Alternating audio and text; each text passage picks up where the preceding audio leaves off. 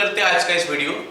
आज का इस वीडियो में हम लोग ट्रिगोनोमेट्री का पढ़ने वाले हैं, trigonometry ratio for standard angles. इसका पहला वाला वीडियो में हम लोग पढ़ लेते हैं introduction to trigonometry, trigonometry ratios पढ़ लेते हैं। उसके बाद एक्सरसाइज 8.1 एनसीईआरटी बुक का हम लोग कंप्लीट किए थे। आज के इस वीडियो में जो हम पढ़ने वाले हैं वो क्लास 10 का सीबीएसई बच्चों के लिए सूटेबल है और क्लास 9 एसएससी बच्चों के लिए भी ये वीडियो सूटेबल है। आज हम लोग पढ़ने वाले हैं trigonometry ratio for standard angles. इसका पिछला वीडियो में हम लोग कोई एंगल नहीं दिए थे, इन जनरल लिखे थे sine theta, sine A, cos A, etcetera. आज का इस वीडियो में हम लोग पर्टिकुलर एंगल लेंगे, साइन 0 डिग्री, साइन 30 डिग्री, इस टाइप का चीजें हम लेंगे। तो sine 0 degree, 1 degree, 2 degree, 3 degree, तो इनमें से कुछ एंगल हैं जिनको कि हम लोग बोलते हैं स्टैंडर्ड एंगल्स। और वो स्टैंडर्ड एंगल्स हमारा क्या क्या होता है? एक होता है हमारा 0 डिग्री, एक होता है हमारा 30 डिग्री, एक होता है हमारा 45 डिग्री। 0 डिग्री, 30 डिग्री, 45 डिग्री, उसके बाद हमारा आ गया क्या 60 डिग्री, देन 90 डिग्री। ये सब जो है ना ट्रिगोनोमेट्री रेशियोज, ये सब को हम लोग स्टैंडर्ड एंगल बोलते हैं। तो इनका ट्रिगोनोमेट्री रेशियो जो हम निकालेंगे उसको हमको क्या करना पड़ेगा, लर्न करना पड़ेगा। बाद में उसका यूज करके हम लोग क्या क्वेश्चन सॉल्व करेंगे। फिर ऑब्वियसली ये सब चीज का वैल्यू निकालने के लिए, trigonometry ratio for this standard angles निकालने के लिए हमको पाइथागोरस थ्योरम का यूज करना पड़ेगा, जो कि मैं फिर से याद दिला देता हूँ। पाइथागोरस थ्योरम क्या होता है? अगर एक राइट एंगल ट्रायंगल है, हमारे पास एक राइट एंगल ट्रायंगल है अगर, तो ये H है और ये B है और ये P है, तो हमारा पाइथागोरस थ्योरम बोलता है क्या, h² = b² + p² या फिर p² + b²। अगर मैं इस ट्रायंगल का नाम दे दूं A B C, then your AC² will be BC² + AB²। तो ये हो गया हमारा क्या, पाइथागोरस थ्योरम। फिर हम लोग पढ़े थे ट्रिगोनोमेट्री रेशियो। ट्रिगोनोमेट्री रेशियोज क्या होता है? एक राइट एंगल ट्रायंगल हो गया, इसका अगर ये एंगल थीटा है तो थीटा का जो एडजेसेंट साइड होता है वो हमारा बेस होता है, और इसे जो दूर भागता है वो हो गया परपेंडिकुलर, और ये हाइपोटेनस है ऑब्वियसली 90 डिग्री का फ्रंट में जो एंगल है वो हमारा फ्रंट में जो साइड है वो हमारा हाइपोटेनस होता है। फिर हम लोग क्या करते हैं, डिफरेंट रेशियोज लेते हैं और उनको कुछ नाम दे दिया गया है। Sine theta b/h, cos theta b/h, tan theta p/b, cot theta b/p, sec theta h/b, और cosec theta of course it will be h/p, not b, h/p। ये हमारा trigonometry ratio for trigonometry ratios हम निकाल लिए थे। अब हम निकालते हैं trigonometry ratio for some standard angles. तो हम सबसे पहले क्या करते हैं, 45 डिग्री एंगल के लिए निकालते हैं। तो 45 डिग्री एंगल के लिए निकालने के लिए तो let me draw a isosceles right angle triangle. तो ये हमारा एक राइट एंगल आइसोसेलेस ट्रायंगल है। इस ट्रायंगल में हम कोई भी एक एंगल ले लेते हैं 45 डिग्री। ये वाला एंगल मान लेते हैं 45 डिग्री में ले रहा हूं। तो ऑब्वियस बात है क्योंकि ये राइट एंगल ट्रायंगल है तो ये एंगल भी 45 डिग्री हो जाएगा।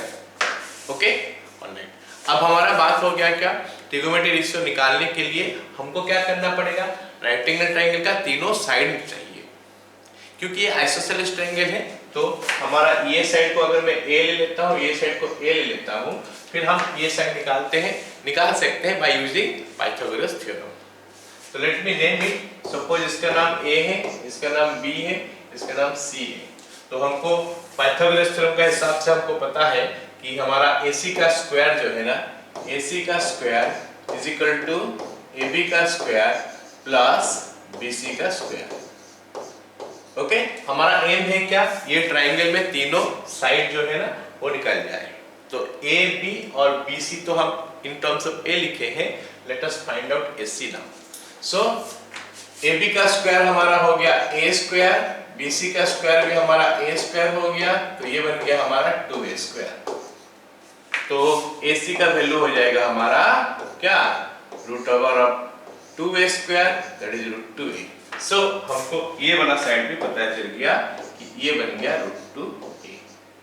तो बच्चों अब उसके बाद हमको आइडेंटिफाई करना पड़ता है B कौन है, P कौन है, H कौन है। तो अगर हम आइडेंटिफाई करते हैं तो हमको पता है कि जो एंगल के साथ लग के रहता है वो होता है B, फिर ये हो जाएगा P, और H के लिए तो कोई डाउट नहीं होना चाहिए क्योंकि ये हमारा क्या हो गया, हाइपोटेनस होता है जो कि 90 डिग्री का फ्रंट में होता है। तो हम ये ट्राइंगल का तीनों साइड निकाल दिए, that is enough to find the trigonometry ratios. So हम निकाल सकते हैं sin 45 degree. All of you can see here कि sin 45 डिग्री क्या होगा। sin 45 डिग्री क्या होगा बच्चों? P by H। P हमारा A है, H हमारा √2a है, तो it will B A by √2a। तो A by √2a कितना होता है? 1 by √2।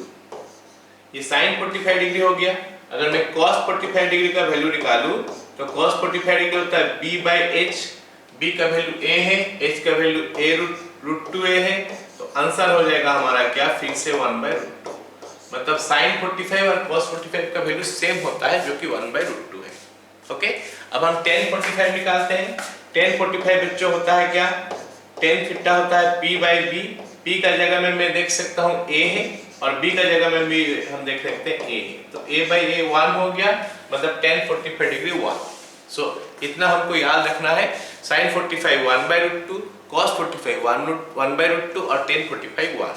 लर्न ही करना पड़ेगा और कोई उपाय नहीं है। हम प्रूव कर रहे अलग बात है, बट ये प्रूव हमको जरूरत नहीं पड़ेगा। हमको क्या करना पड़ेगा? इनका वैल्यू जो है ना याद रखना पड़ेगा। इनका वैल्यू याद रख के हम क्या कर सकते हैं? क्वेश्चन सॉल्व कर सकते हैं। अब अगर हमारा पास sin cos और tan आ गया, बाकी तीन चाहेंगे तो हम निकाल सकते हैं फॉर्मूला डाल के, नहीं तो रेसिप्रोकल वाला आइडेंटिटी यूज करके हम निकाल सकते हैं। तो cosec 45 क्या हो जाएगा? 1 by sin 45, तो 1 by √2, 1 डिवाइडेड बाय 1 by √2 जो कि आ जाता है √2, या फिर h by p हम कर सकते हैं √2a by a।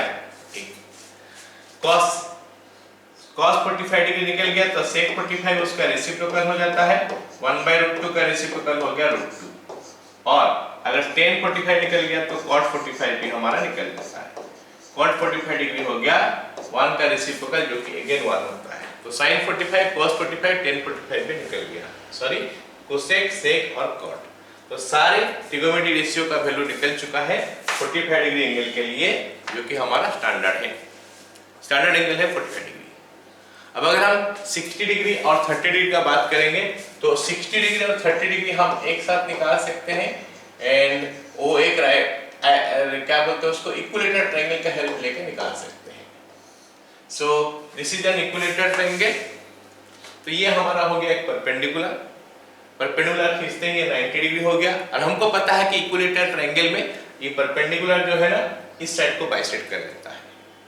तो अगर मैं इस इक्विलेटरल ट्रायंगल का साइड ले लेता हूं a, तो ये बन गया हमारा a, ये बन गया हमारा a, क्योंकि ये बाइसेक्ट कर रहा है तो ये वाला पार्ट हमारा a/2 होगा, ये वाला पार्ट a/2 होगा। अब ये एंगल हमारा ऑब्वियस बात है कि 60 डिग्री है, और ये एंगल को ये बाइसेक्ट करता है अगेन, ये एंगल हमारा 30 डिग्री है। अब बच्चों हमको ट्रिगोनोमेट्री रेशियो निकालना है, और हम पढ़ रहे हैं क्लास 9 10 में जो भी पढ़ने वाले हैं ट्रिगोनोमेट्री वो राइट एंगल ट्रायंगल के लिए होता है। तो अब हमको क्या करना पड़ेगा? यहाँ से एक राइट एंगल ट्रायंगल ढूंढना पड़ेगा, और वो राइट एंगल ट्रायंगल का तीनों साइड हमको पता होना चाहिए। अगर तीनों साइड पता चल गया राइट एंगल ट्रायंगल का, तो फिर हम क्या कर सकते हैं? सारे ट्रिगोनोमेट्री रेशियो निकाल सकते हैं। चलिए देखते हैं राइट एंगल ट्रायंगल। हम अगर इसका नेमिंग कर देते हैं तो नाम हो गया हमारा, मान लेते हैं ए बी सी, और ये वाला पॉइंट हमारा डी हो गया। अब हमारे पास राइट एंगल ट्रायंगल यहाँ पे दो ठो दिखाई दे रहा है। एक हो गया A B D. A B D एक राइट एंगल ट्रायंगल है, और ए सी डी एक राइट एंगल ट्रायंगल है। हम किसी को भी ले सकते हैं। चलो देख लेते हैं, मान लेते हैं मैं ए बी डी लेता हूं। अब मेरे को देखना है कि ए बी डी ट्रायंगल में तीनों साइड दिया है कि नहीं। ए बी हमको दे रखा है, बी डी भी हमारे पास अवेलेबल है, बट ए डी नहीं है। सो फिर हम यहाँ पे क्या कर सकते हैं? ए डी का वैल्यू पहले निकालेंगे। उसके लिए हम किसका यूज करेंगे? यस, ऑब्वियसली हम यूज करेंगे क्या? पाइथागोरस थ्योरम का। तो पाइथागोरस थ्योरम का हिसाब से हम देखें तो हमारा ए बी का square is equal to B D का स्क्वायर हो गया प्लस ए डी का स्क्वायर हो गया। अब ए डी मेरे को चाहिए, ए बी का वैल्यू हम क्या लिखे हैं? ए, तो it will be A square is equal to B D हमारा है a/2, इसका whole square plus A D square. अब हमको ध्यान रखना है कि हमारा एम क्या है। हमारा एम क्या है? एडी निकालना। एडी निकल जाएगा तो ये रेक्टेंगल ट्रायंगल का सारी चीज कंप्लीट हो जाएगा, फिर हम ट्रिगोनोमेट्री रेशियो इसका निकाल सकते हैं। तो अगर मैं ए स्क्वायर, इसका होल स्क्वायर होता है ए स्क्वायर बाय 4, इसको लेफ्ट हैंड साइड में शिफ्ट कर लूं तो A square by 4 is equal to AD square हो गया। तो हमारा एडी स्क्वायर का वैल्यू कितना हो जाएगा 3a स्क्वायर बाय 4। हम यहाँ पे एलसीएम ले लिए तो 4a square minus a square 3a square by 4 हो गया। तो एडी का वैल्यू आ गया क्या, इसका रूट ओवर। तो 3 का रूट ओवर √3 होता है, a स्क्वायर का a होता है और 4 का रूट ओवर 2 होता है। इसका मतलब ये वाला वैल्यू जो है हमारे पास कितना निकल के आया √3a बाय 2। अब हम इस ट्रायंगल के ऊपर फोकस करते हैं। In triangle ABD, in triangle ABD अगर बच्चों हमको एंगल 60 डिग्री निकालना है तो उस केस में हमारा ये हो जाएगा बेस, ये हो जाएगा परपेंडिकुलर और ये हो जाएगा हाइपोटेनस, बी, पी और एच, क्योंकि ये 60 डिग्री के लिए ये बेस होता है। तो हम क्या लिखेंगे फिर, साइन 60 निकालते हैं। साइन 60 डिग्री होता है p by H, p is this one जो कि √3a बाय 2 है, √3a by 2 divided by h का वैल्यू a है तो a के साथ a कैंसिल हो गया, तो हमारा साइन 60 का वैल्यू हो गया √3 बाय 2। अब साइन 60 निकल गया तो कोसेक 60 तो इसी से ही निकल सकता है, इसका रेसिप्रोकल ले ले तो निकल जाता है 2 बाय √3। अब हम निकालते हैं cos 60 डिग्री।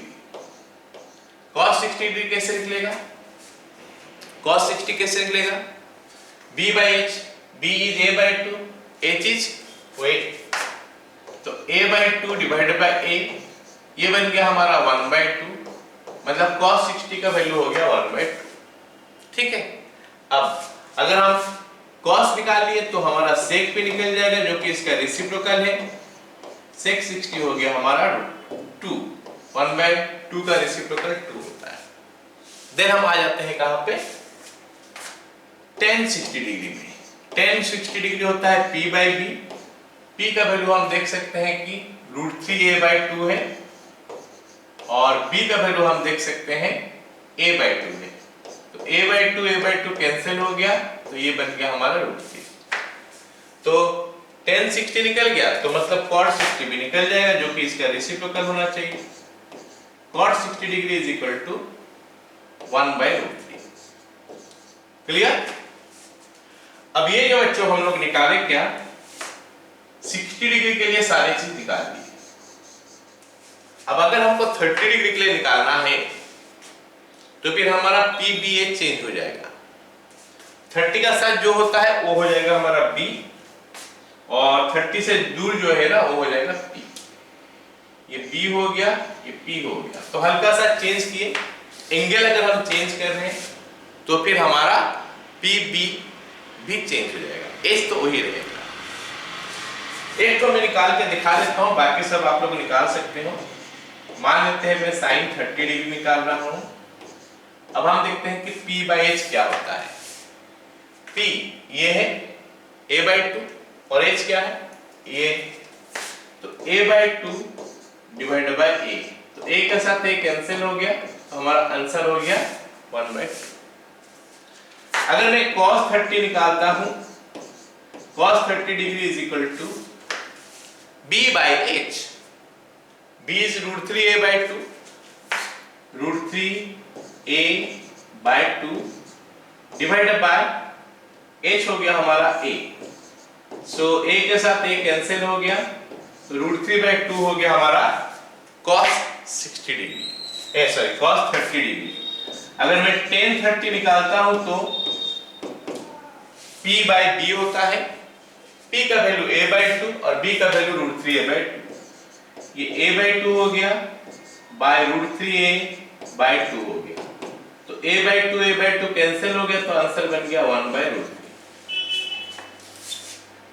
अब sin cos tan निकल गया तो sin का रेसिप्रोकल कोसेक होगा, कोसेक 32 हो जाएगा, sec 30 2/√3 हो जाएगा और tan 30 डिग्री दिया है तो cot 30 √3 हो जाएगा। आई होप आप सबको पता चल गया कि 45 डिग्री कैसे निकालते हैं और 30 डिग्री और 60 डिग्री कैसे निकालते हैं।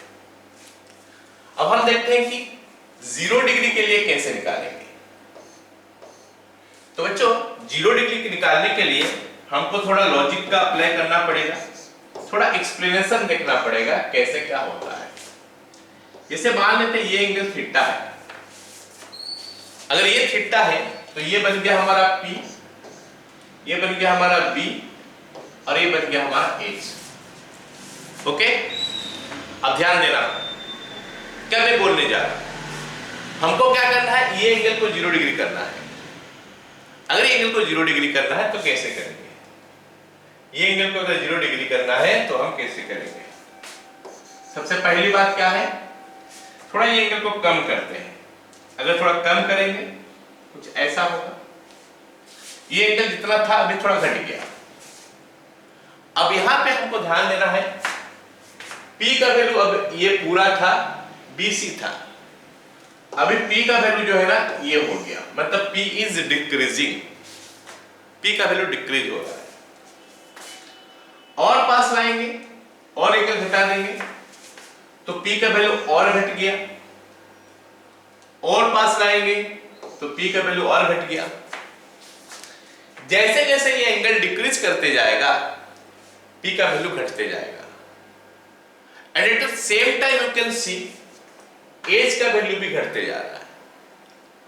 और जैसे ये थीटा का वैल्यू, ये हमारा थीटा था, जैसे थीटा का वैल्यू टेंड्स टू 0 डिग्री हो जाएगा, इन दैट केस अब क्या होगा बताओ। अगर थीटा टेंड्स टू 0 होगा तो क्या होगा, ये P जाके B का साथ मैच कर देगा, ये P का वैल्यू 0 हो जाएगा। सॉरी, ये जो C पॉइंट है आस्ते आस्ते नीचे आते जा रहा है, आते जा रहा है, आते जा रहा है, लास्ट में B का जगह मैच, B का जगह में मिल जाएगा। जैसे 0 डिग्री हुआ मतलब P का वैल्यू 0 हो गया, P इज इक्वल टू 0 हो गया। B में कोई चेंज आ नहीं रहा है, लेकिन H का वैल्यू डिक्रीज करते करते करते आ रहा है। जैसे C आस्ते आस्ते आके B का साथ मिल गया तो H का वैल्यू B का साथ का इक्वल हो गया। H टेंड्स टू B, मतलब H जो है B बन चुका है, P जो है ना टेंड्स टू 0 बन चुका है, P का वैल्यू 0 हो चुका है, P इज 0 और H जो है ना, H का वैल्यू हमारा B हो चुका है। अब अगर हम ट्रिगोनोमेट्री रेशियो लिखेंगे sin 0 degree, P by H होता है, P का वैल्यू हमारा 0 है, 0 by H that will be 0। अगर मैं cos 0 डिग्री लेता हूं, B by H होता है, लेकिन B H का साथ इक्वल हो चुका है या फिर H B का साथ इक्वल हो चुका है, B डिवाइडेड बाय H का वैल्यू फिर से B हो गया तो आंसर 1 हो गया। अगर मैं tan 45 डिग्री लेता हूं, sorry tan 0 degree, tan 0 degree, tan होता है P by B, क्योंकि P का वैल्यू 0 है, B का वैल्यू कुछ भी हो आंसर हो जाता है 0। अब जैसे ही हमको sin 0, cos 0 और tan 0 पता चल गया, हम निकाल सकते हैं sec 0, cosec 0 और क्या cot 0। cosec 0 डिग्री, ये हमारा sec 0 डिग्री और ये हमारा हो गया क्या tan 0 degree. cot 0 degree, sorry this is cot 0 degree. Okay, cosec 0 degree reciprocal of sin 0 degree 1/0। 1/0 का वैल्यू हमको पता नहीं है तो हम इसको लिखते हैं क्या, नॉट डिफाइंड, इनफाइनाइट लिखते हैं या फिर नॉट डिफाइंड लिखते हैं। sec 0 डिग्री, cos 0 डिग्री का रेसिप्रोकल, cos 0 डिग्री 1 है तो sec 1 हो गया और cot भी हमारा नॉट डिफाइंड में चले गया। सो this is how we got the value of what, sin 0, cos 0, tan 0, उसके बाद sec 0, cosec 0 और cot 0। अब हम 90 डिग्री में आ जाते हैं। 90 डिग्री भी वही एक्सप्लेनेशन हमको देना पड़ेगा किस टाइप का चीजें आता है। जैसे ये ट्रायंगल हो गया, ये A B C, ये हमारा एंगल हो गया। हमको ये एंगल को भी बढ़ाना है। ये एंगल अगर ये दिया है, ये वाला एंगल, तो मतलब ये हमारा P होना चाहिए, ये हमारा B होना चाहिए, अब हमें H होना चाहिए। ये एंगल बढ़ाने के लिए बच्चों क्या करना पड़ेगा, ये A पॉइंट क्लोज लेना पड़ेगा, तो फिर एंगल हमारा बढ़ गया। लेकिन जैसे ही एंगल बढ़ता है हमारा B का वैल्यू घट रहा है, एंगल और बढ़ गया, B का वैल्यू और घट गया, एंगल और बढ़ गया, B का वैल्यू और घट गया। ऐसे जब ये वाला एंगल बढ़ाते बढ़ाते हम जाएंगे, ये A पॉइंट जो है क्लोज होते होते जाएगा B का पास। 90 डिग्री के लिए A बिकम्स B, मतलब B का वैल्यू 0 हो जाएगा। जैसे थीटा टेंड्स टू 90 डिग्री हो जाएगा तो उस समय क्या हो जाएगा, ये A पॉइंट जाके B के साथ मिल जाएगा, मतलब B का वैल्यू जो है ना 0 हो जाएगा, क्योंकि B ये डिस्टेंस होता है। जब A जाके B के साथ मिल जाएगा तो B का वैल्यू 0 हो जाएगा। B टेंड्स टू 0 और साथ में क्या होगा, ये H जो है ना P के साथ इक्वल हो जाएगा, H टेंड्स टू P। तो ये हमारा हो गया क्या, 90 डिग्री का केस में। तो फिर साइन 90 निकाल सकते हैं। साइन 90 डिग्री होता है P by H, P by H, तो P हो गया बाई H, H P बन चुका है, तो is equal to 1। cos 90 degree क्या होता है, B बाई H, B का वैल्यू 0 है, बाई H करेंगे तो ये 0 हो गया। tan 90 डिग्री होता है P बाई B, क्योंकि P का वैल्यू हमारा चलेगा, कुछ भी लिख सकते हैं, बाई B का वैल्यू 0 है, मतलब ये हमारा नॉट डिफाइंड होगा। सो दैट इज हाउ हमको sin 90, cos 90 और tan 90 मिल गया। और जैसे ये तीनों मिलता है हम निकाल सकते हैं क्या, cosec 90 डिग्री। cosec 90 हो जाएगा रेसिप्रोकल ऑफ sin 90 जो कि 1 होता है। cos 90 दिया है तो हमारा sec 90 भी निकल सकता है, sec 90 will be reciprocal of cos 90 जो कि आगे हमारा इनफाइनाइट या फिर नॉट डिफाइंड हम बोल सकते हैं, नॉट डिफाइंड। और tan 90 का वैल्यू फिर नॉट डिफाइंड है, तो हम अगर cot 90 निकालेंगे, cot 90 degree B by P होता है ना, B का वैल्यू हमारा 0 हो चुका है, B बाई P हो गया मतलब 0 degree. So this is how actually we got the value for standard angles. Okay? Right. अब अगर मैं ये सब को इकट्ठे एक जगह में लिख लूं तो क्या होगा, यहाँ पे हमारा T रेशियो आ गया और यहाँ पे हमारा थीटा एंगल आ गया। थीटा में 0 डिग्री ले सकता हूँ, 30 डिग्री, 45 डिग्री, 60 डिग्री और ये 90 डिग्री हो गया। यहाँ पे हम लिख सकते हैं sine theta, cos theta, tan theta, cot theta, sec theta और ये हमारा हो गया क्या, कोसेक थीटा। ओके, अब अगर मैं वैल्यू लिखता हूं तो साइन 0 डिग्री, 30 होता है हाफ, 45 होता है 1/√2, 60 होता है √3/2, 90 होता है 1। इसको बच्चों हम लोगों को लर्न करना पड़ेगा, आप लोग को इसको लर्न करना पड़ेगा। जैसे टेबल लर्न किया था, छोटा बच्चा था जो 2-3 क्लास में पढ़ रहा था तो टेबल को लर्न करना पड़ा था, ऐसे इसको भी हमको लर्न करना पड़ेगा। cos 90 देखो, cos 90 पूरा उल्टा चलता है, सॉरी cos थीटा ये जैसे चलेगा उसका उल्टा चलेगा। 90 हो गया इसका 1, फिर ये √3/2 इधर आ जाएगा, फिर आ जाएगा ये 1/√2, फिर आ जाएगा ये 1/2 और ये हमारा 0 हो जाएगा। sin 90 cos 90 हो गया। tan 90 इन दोनों का डिवाइड करने से जो आएगा वही आएगा, sin by cos, 0/1 0, this by this 1/√3, this by this 1, this by this हो गया √3, 1/0 नॉट डिफाइंड या फिर इनफाइनाइट हम लिख सकते हैं। अब क्योंकि sin cos tan पता चलने से हमको सारी चीज पता चल जाता है, तो sin cot है, cot tan का रेसिप्रोकल चलेगा, तो 1/0 ये नॉट डिफाइंड हो जाएगा, इसका रेसिप्रोकल √3, इसका रेसिप्रोकल 1, इसका रेसिप्रोकल 1/√3 और ये हो जाएगा हमारा 0। नॉट डिफाइंड मतलब इनफाइनाइट भी हम बोल सकते हैं, 1/∞ 0 होता है।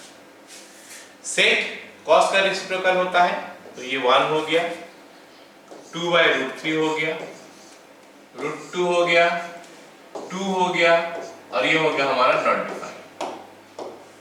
फाइनल अगर हम देखेंगे कोसेक थीटा साइन का रेसिप्रोकल होता है नॉट डिफाइंड, 1/2 का रेसिप्रोकल 2, 1/√2 का √2, √3/2 का 2/√3 और फाइनली 1/1 का 1।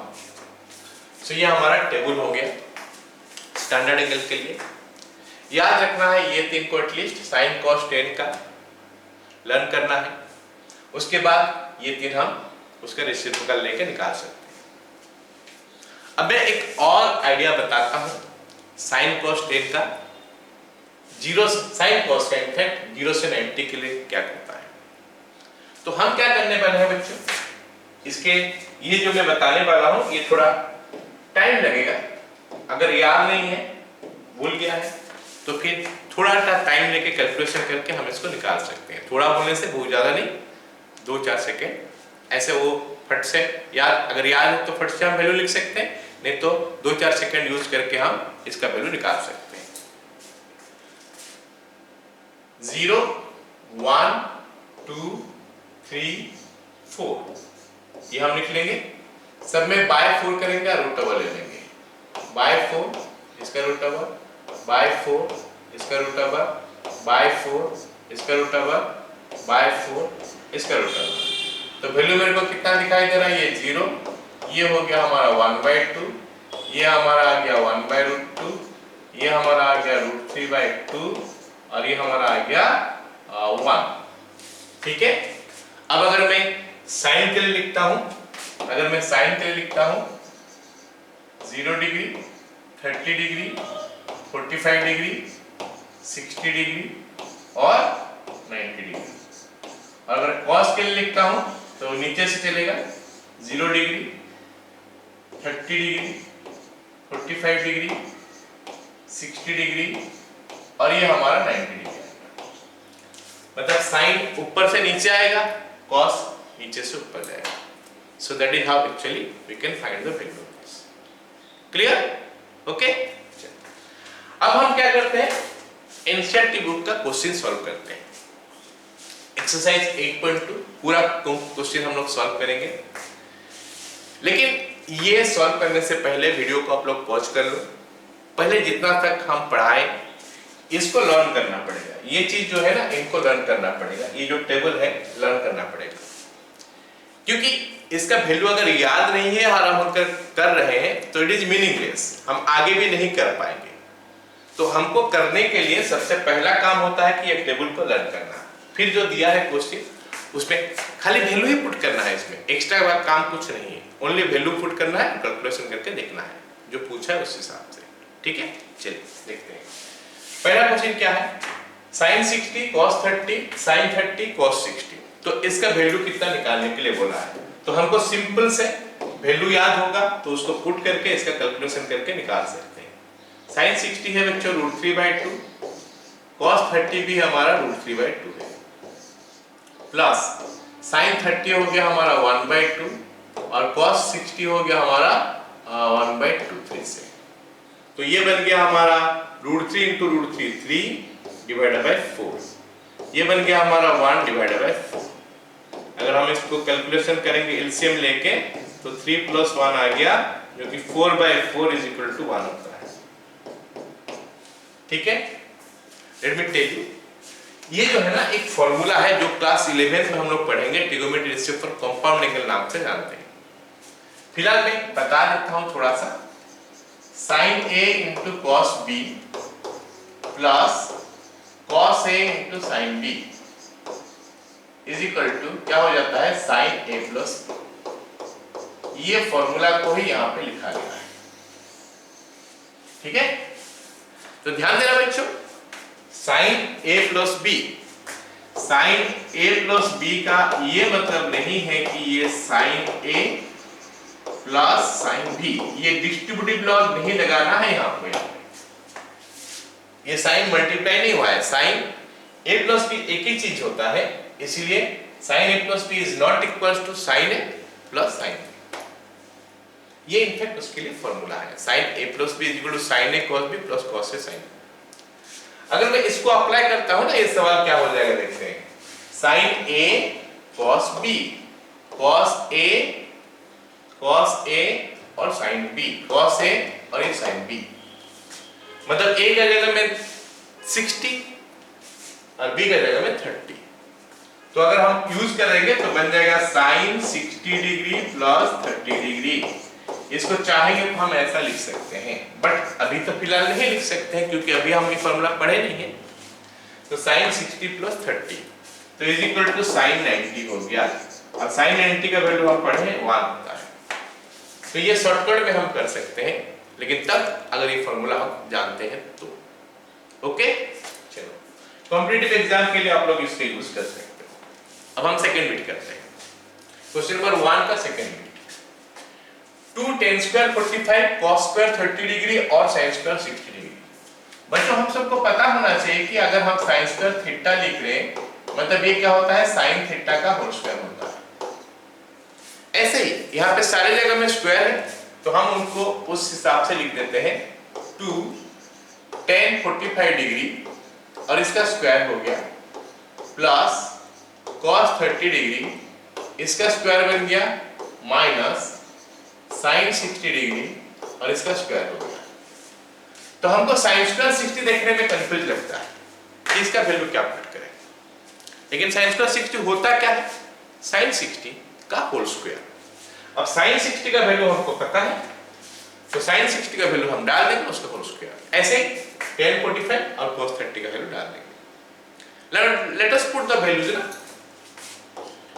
2 into tan 45 मेरे को लगता है 1 है, इसका होल स्क्वायर हो गया प्लस cos 30 इट इज √3/2 का whole square minus sin 60 it is √3/2 whole square.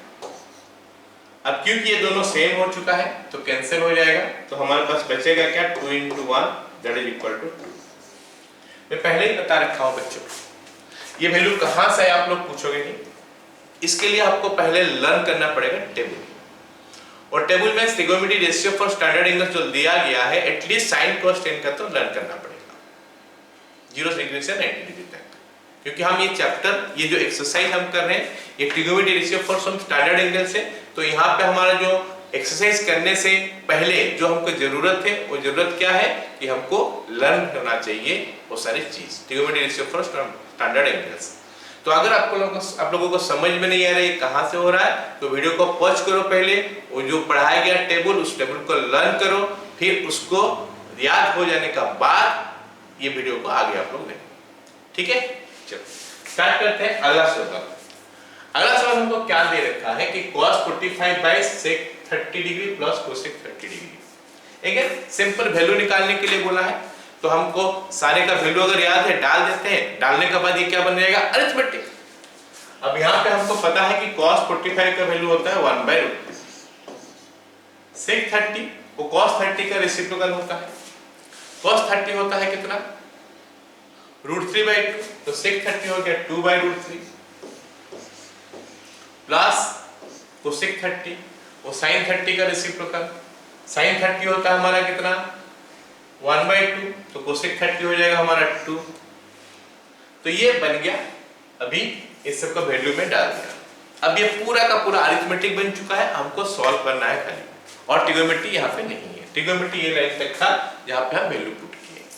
अब आगे देखते हैं क्या बनेगा फिर 1/√2 ऊपर नीचे, यहाँ पे हमको एलसीएम लेना पड़ेगा, यहाँ पे √3 है, यहाँ पे कुछ नहीं है तो 1 मानेंगे, तो √3 हो गया एलसीएम, और ऊपर ये चले जाएगा क्या 2 प्लस 2√3, 2 प्लस 2√3। अब हमको क्या करना है, a/b डिवाइडेड बाय c/d में क्या करना पड़ता है हमको पता है कि ये चले जाता है ऊपर, मतलब उल्टा होके मल्टीप्लाई हो जाता है। 1/√2 into √3 divided by 2 plus 2√3। Actually में अभी हम इसको कुछ कर नहीं सकते हैं क्योंकि इरेशनल नंबर है, ओके, इनको मल्टीप्लाई करके भी हमको कुछ फायदा नहीं हो रहा है, तो you can keep it like this, √3 divided by √2 into, या फिर हम अगर ये √2 को मल्टीप्लाई कर देंगे तो √2 पहले 2 के साथ मल्टीप्लाई होगा तो इट विल बी 2√6, 2√2 प्लस 2√6। अच्छा, एक और काम भी हम कर सकते हैं, क्या? यहां से हम कॉमन ले सकते हैं 2, ये जगह से 2 कॉमन ले सकते हैं तो इट विल बी 2√2 बाहर में हो गया, अंदर में 1 प्लस √3। तो ये इसका आंसर हो गया। Simple, we have to remember the value, we have to recall those values and put करेंगे, उसके बाद उसका आंसर निकल के आ जाएगा। अगला सवाल, sin 30 tan 45 cosec 60 sec 30 cos 60 cot 45। Simple, again हमको क्या करना पड़ता है, वैल्यू याद करना पड़ता है और उसको डाल देना पड़ेगा यहाँ पे। तो sin 30 का वैल्यू क्या है बच्चों, याद करके बोलो। Yes, it is 1/2 plus tan 45 it is 1 minus cosec 60 जो कि sin 60 का रेसिप्रोकल है। sin 60 कितना होता है, √3/2, तो cosec 60 2/√3 whole divided by sec 30 cos 30 का रेसिप्रोकल, cos 30 होता है √3/2, मतलब sec 30 हो गया 2/√3 प्लस cos 60 होता है √3/2 सॉरी 1/2 प्लस cot 45 हो गया 1। तो ये बन गया हमारा वैल्यू, सारे पुट हो गया। उसके बाद ट्रिग्नोमेट्री और नहीं बचा, अब पूरा का पूरा अरिथमेटिक है। अरिथमेटिक में जैसे हमको सिंपलीफाई करना होता है वैसे करेंगे। सो लेट अस डू ना। सो अगर मैं यहाँ पे एलसीएम ले लूं न्यूमरेटर में तो इट इज कमिंग व्हाट, यहाँ पे 2 है, यहाँ पे 1 है, यहाँ पे √3 है, कुछ कॉमन नहीं है तो सारे को मल्टीप्लाई कर देंगे तो √3 हो गया। अभी √3 आके इधर मल्टीप्लाई हो जाएगा तो ये बन गया हमारा √3 प्लस ये बन गया हमारा 2√3 into 1। अभी यहाँ पे 2√3 पूरा का पूरा आ गया माइनस, क्योंकि यहाँ पे 2 है ऑलरेडी, सॉरी √3 है तो 2 जाके मल्टीप्लाई होगा तो -4। ये न्यूमरेटर का साइड में आ गया। डिनोमिनेटर अगर हम देखते हैं तो क्या मिलता है, अगेन 2√3 आ गया एलसीएम हमारा 2√3 आ गया। ऊपर क्या आ जाएगा, यहाँ पे √3 है मतलब 2 मल्टीप्लाई हो जाएगा 4 हो गया, 2 है मतलब √3 हो गया प्लस 2। ठीक है, कुछ सिमिलर टाइप का चीजें मिला जो न्यूमरेटर में, उस टाइप में ये दोनों कैंसिल हो गया। So we will be getting what now, 2√3 plus √3 minus 4 divided by 2√3 plus √3 plus 4। So this is what we are getting. Clear? यहाँ पे चाहेंगे तो हम थोड़ा सिंप्लीफाई कर सकते हैं, रेशनलाइज कर सकते हैं, but let us keep it like this. Got it ना? Okay, now let us come to the next one. Next question में हमको बोला है क्या, 5 cos square 60 degree plus 4 sec square 30 degree minus tan square 45 degree. जैसे मैं बता रखा हूं कि स्क्वायर है तो tan 45 का होल स्क्वायर लिख देंगे, sec 30 का होल स्क्वायर लिख देंगे, cos 60 का होल स्क्वायर लिख देंगे। मतलब होल स्क्वायर करने के बाद फिर अंदर का वैल्यू जो है डाल देंगे। तो let us write these things like that. 5 into cos 60 degree का whole square plus 4 into sec 30 का whole square minus tan 45 degree का होल स्क्वायर। हम यहाँ पे डिग्री नहीं लिख रहे, समझ जाओ कि वो डिग्री है। ओके, नेक्स्ट sin 30 का होल स्क्वायर प्लस cos 30 का होल स्क्वायर। खत्म यहाँ तक। अब सिंपल वैल्यू जो याद किए हो उसको डाल दो, खत्म काम। तो अगर हम वैल्यू डालेंगे तो इट बिकम्स 5 into cos 60 का वैल्यू हाफ होता है प्लस 4 into sec 30 का वैल्यू cos 30 का रेसिप्रोकल होता है, मतलब 2/√3 होल स्क्वायर। tan 45 का वैल्यू 1 होता है, 1 का स्क्वायर डिवाइडेड बाय sin 30 1/2 इसका होल स्क्वायर cos 30 √3/2 इसका होल स्क्वायर। अब क्योंकि यहाँ पे वैल्यू पुट हो चुका है, इट बिकम्स अरिथमेटिक नाउ, और ट्रिगोनोमेट्री बचा ही नहीं। अब अरिथमेटिक कैसे सिंप्लीफाई करते हैं आप लोगों को पता है, you can do that. Okay, let me continue. This will be 5 into 1/4 plus 4 into 4/3 minus 1 whole divided by, नीचे क्या होता है बच्चों 1/2 होल स्क्वायर, मतलब 1/4 हो गया, प्लस √3/2 होल स्क्वायर मतलब 3/4। एलसीएम ले लेते हैं और सिंप्लीफाई कर लेते हैं। थोड़ा इसको मैं सजा के लिख दूं एक जगह में, 5/4 plus 16/3 minus 1/1 plus 3 divided by 4। Okay, अभी दोनों का एलसीएम, तीनों का इनफैक्ट एलसीएम कितना 12। ओके, तो लेट मी राइट इट, ये 12 हो गया, ऊपर कितना आएगा 3 into 5 15, 4 into 16 48 minus 12 divided by नीचे हमारा कितना हो गया 1 हो रहा है, 4/4 1 हो गया, मतलब ये वाला पार्ट का कोई रोल नहीं बचा, जो बचा लो यहाँ 15 माइनस 12 3 प्लस 48, 3 प्लस 48 कितना होता है बच्चों 51/12, शायद ये 3 में कैंसिल हो रहा है, तो 17/4 is my final answer. Clear? So हमारा एनसीईआरटी की बुक का एक्सरसाइज 8.2 का क्वेश्चन नंबर 1 कंप्लीट हुआ। अब हम लोग क्वेश्चन नंबर 2 में आते हैं। क्वेश्चन नंबर 2 बोला है क्या, choose the correct answer of the followings.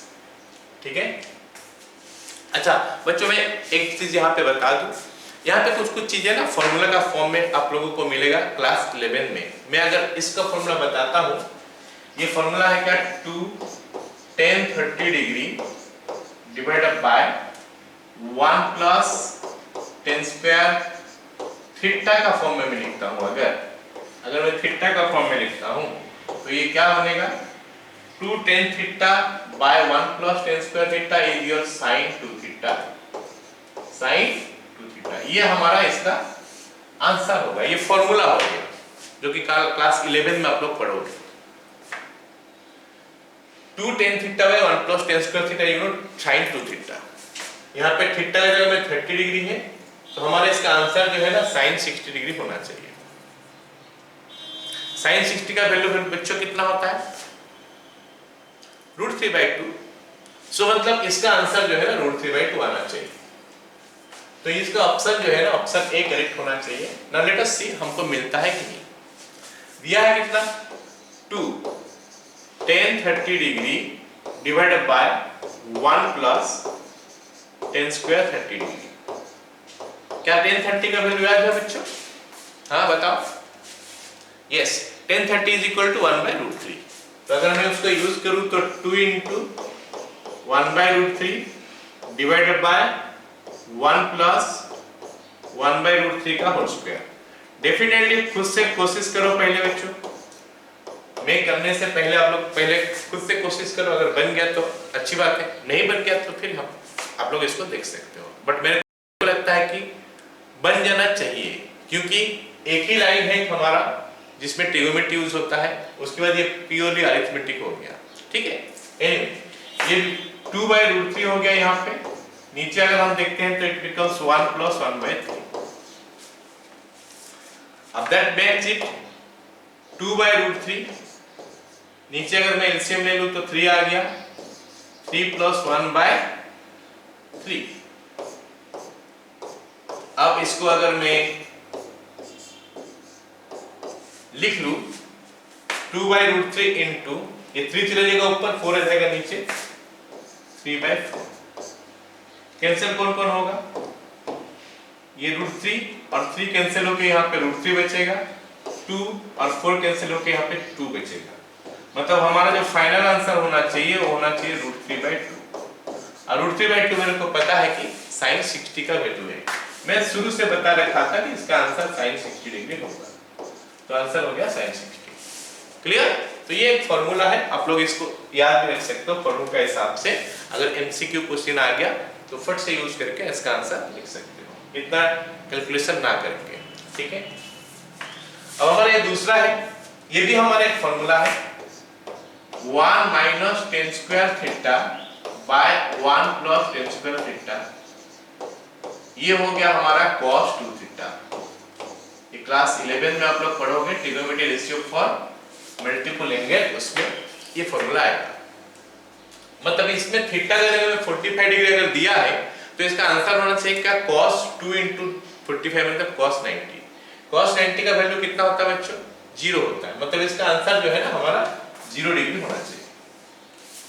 Okay, now let अस सी, दिया है क्या 1 minus ten square 45 degree by 1 plus ten square 45 degree. And आप लोगों को पता है कि अगर स्क्वायर दिया है तो पहले tan 45 का वैल्यू लिखो फिर उसका स्क्वायर कर दो, तो it will B 1 minus tan 45 का वैल्यू आप लोगों को याद रखना पड़ेगा 1 होता है बाय 1 प्लस ये 1 का स्क्वायर, तो 1 माइनस 1 बाय 1 प्लस 1 हो गया।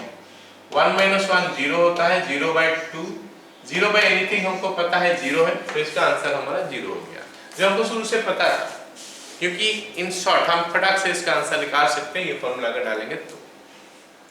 अगला सवाल, अगला सवाल क्या बोला है, sin 2a equal to 2 sin a is true point। ऐसे बच्चों sin 2a जो है ना, sin 2a is equal to 2 into sin a नहीं होता है, ये इन जनरल नहीं होता है, ऐसा कोई रूल नहीं है, sin 2a not equals to 2 sin a, लेकिन कभी कभी हो सकता है, कभी कभी हो सकता है, वो पर्टिकुलर वैल्यू निकालने के लिए बोला है ये, लेकिन इसके साथ इक्वल नहीं होता। मतलब ऐसा चीजें नहीं है कि sin 2a में से 2 बाहर हम निकाल सकते हैं, ऐसे कुछ है नहीं, बट कुछ एंगल के लिए बन सकता है। तो हमको पूछा है कि वो एंगल बता दो क्या है, एंड ऑब्वियसली वो एंगल क्या होना चाहिए, 0 डिग्री होना चाहिए, क्योंकि अगर हम 0 डिग्री लेंगे तो साइन ये 2 into 0 डिग्री हो जाएगा, साइन 0 0 होता है, और साइन 0 हो जाएगा 0, 2 into 0 फिर से 0, मतलब 0 डिग्री के लिए होगा, बाकी में ऑब्वियसली नहीं होगा।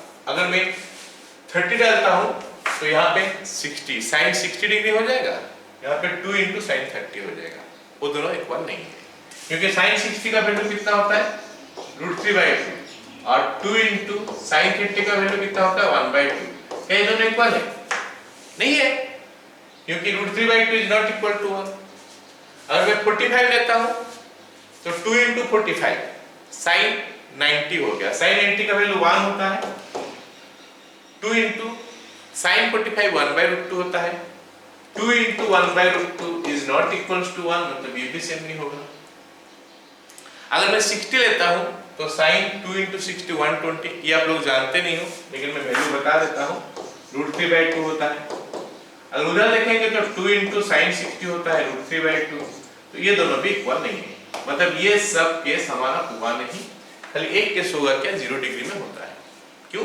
क्योंकि 0 डिग्री डालेंगे तो साइन 0 आ जाता है, यहाँ पे साइन 0 का वैल्यू 0 हो रहा है, और साइन 0 यहाँ पे 0 हो गया, 0 के साथ 2 मल्टीप्लाई करेंगे वो भी 0 होता है, मतलब 0 डिग्री के लिए ये 0 हो गया और ये बन गया 2 into 0, जो कि हमारा सही है, बाकी ये तीनों गलत है, ये गलत आ गया, ये गलत आ गया, ये गलत आ गया, तो हमारा आंसर क्या होगा बच्चों 0 डिग्री आंसर।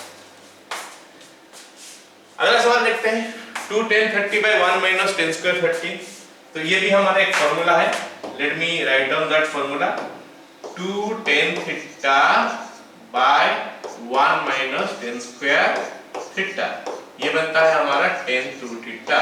तो हम एक्चुअली में sin 2 theta, cos 2 theta, tan 2 theta ये तीन का फॉर्मूला सीख गए ये क्वेश्चन करते करते, जो कि क्लास 11 में आप लोगों को फिर से करना है। एनीवे, अब इसका आंसर क्या होना चाहिए, tan 60 डिग्री होना चाहिए, मतलब हम इसका आंसर पता कर लिए कि 2 tan theta by 1 minus tan square theta tan 2 theta होता है, तो आंसर tan 60 डिग्री होना चाहिए। बट लेट अस सी, हम कैलकुलेशन करके देखते हैं, वैल्यूज डाल के देखते हैं क्या मिलता है हमको, है ना, tan 60 मतलब √3 आना चाहिए, लेट अस सी, है ना। तो ये बन गया हमारा 2 into इज इक्वल टू, यहाँ से मैं लिख रहा हूँ, इज इक्वल टू 2 इंटू 1030 मतलब 1/√3 डिवाइडेड बाय 1 माइनस 10 स्क्वायर 30 मतलब 1/3 या फिर 1/√3 का स्क्वायर। अब ये अरिथमेटिक बन गया, अब ट्रिग्नोमेट्री नहीं है। फाइनली फिर से वैल्यू आने के बाद ट्रिग्नोमेट्री आया। ये बन गया हमारा 2/√3, नीचे हमारा कितना हो गया 1 माइनस 1/3, सो 2/√3 और नीचे हमारा आ गया 3 माइनस 1/3, दैट मेक्स इट 2/√3। अब देखते हैं आगे, 2/√3 हो गया इनटू, ये 3 चले जाएगा ऊपर और ये 3 माइनस 1 2 रह जाएगा नीचे, 3/2। अब इसके साथ ये कैंसिल हो गया। अब ये दोनों कैंसिल होने के बाद यहाँ पे √3 बचता है, तो हमारा जो आंसर होगा वो √3 हो गया। और √3 हमको पता है कि 1060 डिग्री है, तो इसका आंसर जो है ना 1060 है, जो कि हमको शुरू से पता था कि यही इसका आंसर होने वाला है, क्योंकि हमारे पास ये फॉर्मूला है। तो ये फॉर्मूला अगर आप लोग याद भी कर लोगे तो भी उससे आप लोगों को क्वेश्चन, एमसीक्यू क्वेश्चन जो है ना आराम से सॉल्व हो सकता है। Clear? Okay, let's come to the next question. Next question में जो हम लोग को एक इक्वेशन सॉल्व करने के लिए बोला है, 10a प्लस b का वैल्यू हमको दे दिया है √3 और 10a माइनस b का वैल्यू दे दिया है कितना 1/√3। ये दो चीज हमको दे रखा है। हमको ये बोल रहा है कि a प्लस b का वैल्यू 0 से 90 के अंदर है और a b से बड़ा है, a is greater than b। ठीक है, हमको बोला है कि a का वैल्यू और b का वैल्यू निकाल। तो कैसे निकालें? क्योंकि हम ट्रिग्नोमेट्री रेशियो पर हम स्टैंडर्ड एंगल पढ़ रहे हैं, तो यहाँ पे जो भी वैल्यू दिया है राइट हैंड साइड में, ये स्टैंडर्ड एंगल के लिए वैल्यू है। यहाँ पे 10 लिखा है तो यहाँ पे हम 10 के साथ लिख सकते हैं। अब हमको याद करना पड़ेगा कि tan का ऐसा कौन सा एंगल है जिसका वैल्यू √3 आता है, तो ये √3 का जगह में हम o लिख सकते हैं। तो हम अगला लाइन क्या लिख सकते हैं, tan a plus b is equal to √3। tan का कौन सा एंगल होता है बच्चों? 60 डिग्री, सो tan 60 डिग्री। क्लियर? तो यहां से हमको पता चल गया कि a प्लस b का वैल्यू जो है वो हमारा 60 डिग्री है। इक्वेशन 1। एक गलती बच्चे करते हैं यहाँ पे, क्या करते हैं कि चलो इतना निकल गया तो 10 को 10 के साथ कैंसिल कर लेते हैं, उसके बाद 60 degree, a plus b equal 60 degree. ऐसा नहीं करना है, क्योंकि कैंसिल हम कहाँ पे कर सकते हैं, जहाँ पे इनटू का फॉर्म में होगा, प्रोडक्ट का फॉर्म में होगा।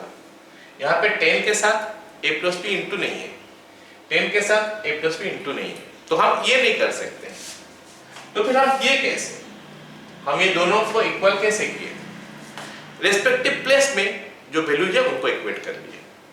10 के बाद a प्लस b है, 10 के बाद 60 डिग्री है, तो a plus b equal to 60 degree. Cancel हमको करना नहीं है, क्योंकि tan a प्लस b एक चीज होता है, उसको हम कैंसिल नहीं कर सकते। कैंसिल कहाँ पे करते हैं, जहाँ पे प्रोडक्ट का फॉर्म में होता है, तो मतलब दो तो फैक्टर होता है। यहाँ पे पूरा का पूरा तो एक ही चीज है, तो कैंसिल कैसे करेंगे आप? नहीं ना। ओके, जैसे मान लेते हैं हम लिख रहे हैं कि 23 और 25, इधर 23 है इधर 25 है, तो 2 का 2 का थोड़ा सा लिखा है, ऐसा नहीं कर सकते क्योंकि ये पूरा का पूरा एक चीज है और ये पूरा का पूरा एक चीज है, तो नहीं कैंसिल कर सकते। सो जस्ट लाइक दैट यहाँ पे भी हम कैंसिल नहीं कर सकते। ओके, सेम वे हम चलते हैं, सेकंड वाला निकालते हैं equation. 10a minus b is equal to, अब 1/√3 क्या होता है, 10 30 डिग्री होता है। ये हमको याद करना पड़ेगा, क्योंकि मैं बता चुका हूं कि सबसे पहले आप लोगों को ये करना पड़ेगा कि ये लर्न करना पड़ेगा चीजें को, उसके बाद हम लोग क्वेश्चन सॉल्व कर सकते हैं। ठीक है, चलिए तो फिर हम कंपेयर कर लेते हैं रेस्पेक्टिव प्लेस में जो है, तो उसमें से हमको पता चल गया कि a माइनस b जो है ना ये 30 डिग्री हो गया। अब ये हमारा इक्वेशन 2 हो गया, तो हमारे पास दो इक्वेशन मिल गया है, इक्वेशन 1 और इक्वेशन 2, जो कि a एंड b में है। सॉल्व करेंगे तो a और b का वैल्यू निकल के आ जाएगा। क्लियर? ओके, तो पहला इक्वेशन लिखते हैं, a plus b is equal to 60 degree, a minus b is equal to 30 degree. अब आप लोगों को इक्वेशन सॉल्व करना तो आता ही होगा, है ना। हमको क्या करना है, दोनों इक्वेशन में कोई भी एक का कोफिशिएंट सेम रखना है। अभी हम देख रहे हैं कि a का कोफिशिएंट 1 है दोनों में, बी का कोफिशिएंट हमारा एक में 1 है, एक में -1 है, तो सेम तो दोनों में है, इसमें भी समवट है, हम बोल सकते हैं। अगर साइन सेम का साथ रहेगा तो आपको माइनस करना पड़ेगा, लेकिन ऑपोजिट साइन का साथ है तो ऐड करने से भी हमारा काम बन जाता है। तो अगर मैं इसको ऐड भी कर देता हूं तो a और a ऐड हो गया तो 2a हो गया, b और b कैंसिल हो गया, इज इक्वल टू 60 + 30 हो गया 90 डिग्री। अब a का वैल्यू हो गया हमारा कितना, 90/2 45 डिग्री। a मिल गया। अब हम b निकालते हैं। b निकालने के लिए a का वैल्यू या तो इक्वेशन 1 में पुट कर लेंगे या फिर इक्वेशन 2 में पुट कर लेंगे। चलिए इक्वेशन 1 में पुट करते हैं। इक्वेशन 1 बिकम्स, अगर a का जगह में हम डाल देंगे 45 डिग्री तो it becomes 45 degree plus b equal 60 degree, तो b का वैल्यू आ गया हमारा 15 डिग्री। तो a और b दोनों निकल गया ये सिचुएशन में, ये कंडीशन में। क्लियर? चलिए अब हम नेक्स्ट क्वेश्चन करते हैं। ये लास्ट क्वेश्चन है एक्सरसाइज 8.2 का। इसके बाद ये एक्सरसाइज कंप्लीट हो जाएगा और आज का वीडियो भी हम लोग वहां पे बंद करेंगे। अगले वीडियो में हम लोग एक्सरसाइज 8.3 करेंगे, ठीक है? चलिए पहला question, state whether the following statement true और फॉल्स, जस्टिफाई योर आंसर। तो पहले बोला है कि sin a + b = sin a + sin b। ये गलत है, फॉल्स है। क्यों फॉल्स है? sin is not multiplied to a + b। हम यहाँ पे डिस्ट्रीब्यूटिव लॉ लगा रहे हैं। sin a + b एक ही एक्सप्रेशन है, तो ये नहीं हो सकता। इनफैक्ट इसके लिए हम लिख चुके हैं पहले भी फॉर्मूला। sin a + b क्या होता है? sin a × cos b + cos a × sin b। Clear? ये होता है। अगला, the value of sin theta increases as theta increases. देखते हैं, ये टेबल देखते हैं। टेबल हमको पता चलेगा कि sin थीटा का वैल्यू इंक्रीज करता है कि नहीं थीटा इंक्रीज करने के साथ। यहाँ पे आप देख सकते हैं sin थीटा यहाँ पे इंक्रीज कर रहा है। sin थीटा का वैल्यू 0, फिर 1/2 मतलब बढ़ गया, 1/√2 और बढ़ा, √3/2 और बढ़ा, 1 और बढ़ा, तो इंक्रीज कर रहा है। सही है, क्योंकि थीटा इंक्रीज करने के साथ sin थीटा इंक्रीज कर रहा है। ऑलराइट, सो हमारा सेकेंड ऑप्शन जो है ना ये ट्रू है। तो हम टेबल जाके देख सकते हैं। The value of cos theta increases as theta increases. फिर से हमको टेबल देखना पड़ेगा। टेबल में हमको पता चलेगा कि cos थीटा इंक्रीज कर रहा है डिक्रीज कर रहा है। तो हम देख सकते हैं कि cos थीटा का वैल्यू पहले 1 था, फिर √3/2 है। √3/2 में बता दूं 0.866 का आसपास होता है। 1/√2 0.707 का आसपास होता है। 1/2 हमको पता है 0.5 होता है। तो हम देख रहे हैं 1, फिर 0.866 घट गया, 0.707 और घटा और घटा और घटा, मतलब ये डिक्रीज कर रहा है ना कि इंक्रीज कर रहा है। So with increase value of theta cos theta is decreasing. तो ये वाला स्टेटमेंट हमारा फॉल्स है, क्योंकि cos थीटा डिक्रीज है। हम आंसर में लिख सकते हैं, जस्टिफाई कर सकते हैं। क्यों? क्योंकि cos थीटा डिक्रीज हो रहा है बोल के आप बोल सकते हैं। ओके, चलो अगला सवाल, cos theta sin theta = cos theta पर सम वैल्यू ऑफ थीटा। ये भी हम देख सकते हैं। sin theta = cos theta, table जाके देख सकते हैं sin थीटा = cos थीटा है कि नहीं कहीं पे। तो हम देख सकते हैं कि sin 45 डिग्री 1/√2, cos 45 1/√2, तो दोनों इक्वल है। इसका मतलब sin थीटा = cos थीटा हो सकता है सम वैल्यू ऑफ थीटा के लिए। मतलब ये ट्रू है, क्योंकि sin 45 degree = cos 45 degree = 1/√2। Okay, हम लोग क्लास 11 में पढ़ेंगे, बहुत सारे एंगल के लिए होता है। फिलहाल हम 45 डिग्री के लिए देख लेते हैं, ठीक है? cot A is not defined for A = 0 degree. वो भी हम टेबल देख के देख सकते हैं, जो कि हमारा ट्रू होना चाहिए। cot A डिफाइंड नहीं है, क्योंकि tan A का वैल्यू 0 होता है, cot A का वैल्यू tan 0 का वैल्यू 0 होता है, तो cot 0 का वैल्यू नॉट डिफाइंड है। तो यहाँ पे लिखा है cot A is not defined for A = 0 degree. तो मतलब ये सवाल करने के लिए हमको ये टेबल का याद होना चाहिए ठीक से। cot 0 डिग्री नॉट डिफाइंड है, ट्रू वोल्ट। क्लियर? तो आज के वीडियो में हम लोग इतना ही पढ़ेंगे। इसमें हम लोग एक्सरसाइज 8.2 कंप्लीट किए। नेक्स्ट वीडियो में हम लोग एक्सरसाइज 8.3 में आएंगे। ऑलराइट, तब तक आप लोग पढ़ाई करते रहो। बाय।